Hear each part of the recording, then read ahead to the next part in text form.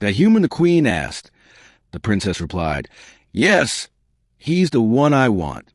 The silver towers of Elindra gleamed under the twin suns, their metallic spires reflecting 1,000 shimmering hues across the city's floating platforms. Elindra was no ordinary kingdom. It hovered high above the desert plains of Tarvok, supported by gravity-manipulating cores that pulse like the heart of a living entity. Its citizens, an advanced race called the Earthy, had mastered the fusion of biology and technology, integrating neural interfaces with their very DNA. And yet, despite their sophistication, matters of the heart remain as unpredictable as the desert storms below.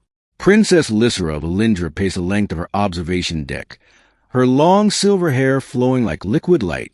Her violet eyes reflected a restlessness she could not quell. Today, her mother, Queen Seraphine, would present a candidate for the role of consort, a human from the far reaches of Earth. The notion itself was scandalous. Earthy royalty rarely mingled with primitive humans. And yet, Queen Seraphine insisted. Lysra sighed. "Why must it always be my decision? I am not a diplomat. I am a princess." "Because you are also the future queen," a voice said from behind her. It was Kale, her loyal aide and childhood friend. Though he was of royal blood, Kale had always served Lysra, understanding her moods with an almost prescient intuition. "Mother believes in your judgment, and perhaps she trusts your heart more than her own eyes." Lysra frowned. Her heart had been guarded for years, ever since she'd witnessed the political marriages of her elder cousins, all which ended in cold alliances and bitter betrayals. A human, an unpredictable, emotional, utterly alien being, was hardly the sort of consort she would have chosen. "Aliens," she muttered. "We are called aliens to them, yet they are the one so foreign to us." Before Kale could respond, the chamber's doors opened, revealing a figure whose very presence seemed to bend the light around him. He was human, yes, but unlike the fragile, timid humans Lysra had imagined from old texts, this one stood with the quiet confidence of someone who belonged to worlds far larger than any he'd ever known. Tall, with dark hair and a gaze that penetrated layers of thought, he made no formal bow, yet the room seemed to acknowledge his presence.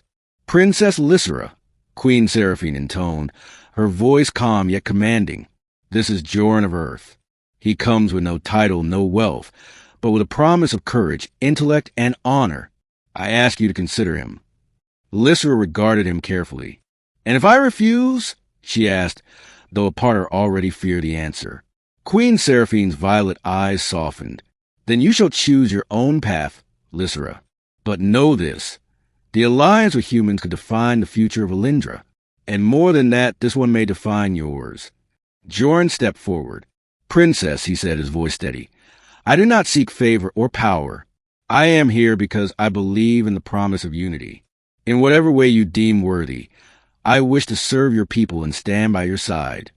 Lysra blinked. The sincerity in his eyes was undeniable.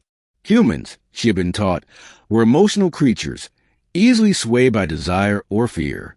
Yet in him, she sensed something deeper, a resolve as enduring as the gravity cores that held her city aloft. For days, Lysra observed Joran. He adapted quickly to Elindra's technology, navigating the city's floating platforms with skill that rivaled her own.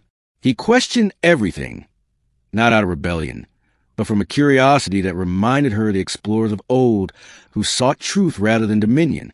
Yet even as her admiration grew, Lysra resisted. She would not be the princess who allowed her heart to govern her duty.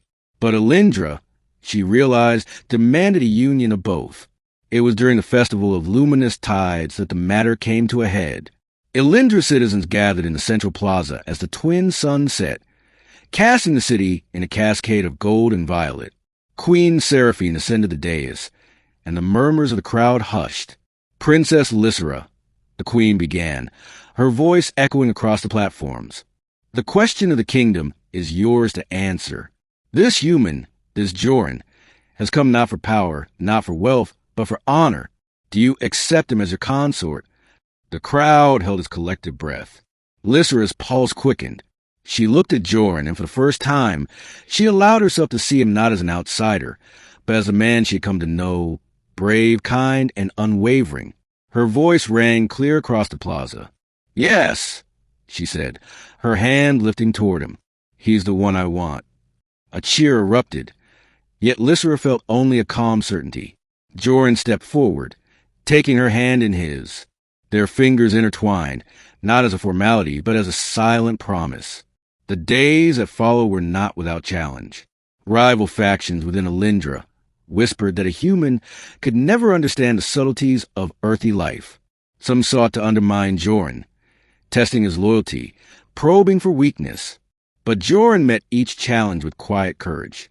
When an airship sabotaged by dissenters threatened to crash into the palace, he piloted it to safety, saving dozens. When a deadly virus of alien origin swept through the lower platforms, he worked with the earthy scientists, devising a cure using human ingenuity blended with earthy nanotech.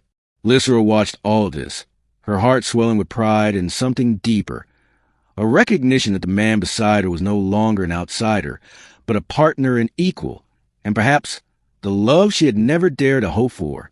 One evening, as the twin suns dipped below the horizon, casting Alindra in a twilight of violet and gold, Lysra and Joran stood atop the highest spire, looking over their city. "You've changed everything," Lysra said softly. Joran turned to her. "And you've shown me worlds I never imagined. I never want to be a ruler, but I want to be by your side as you lead. Together." Lysra's hand found his. "Do you think the people will accept us?" Joran smiled. "They already do. Not because I'm human, but because you chose me. That choice is what matters." In that moment, Lysra understood the true power of choice. The kingdom would thrive not because of tradition or expectation, but because of trust and courage, the same qualities that had guided her to this very moment. Months passed. Alindra prospered under the combined vision of Princess Lysra and Joran. Innovations that blended earthy technology with human creativity flourished. Trade routes opened with distant worlds. And the people began to see Joran not as an outsider, but as a beacon of unity. Then came the day of their coronation. The sky above Alindra shimmered with auroras, a rare celestial phenomenon that signaled harmony and fortune. Queen Seraphine placed a diadem upon Lysra's brow, and Lysra, in turn, placed a simple yet radiant crown upon Joran's head. "This is not just a union of hearts," the queen proclaimed, "but a union of worlds.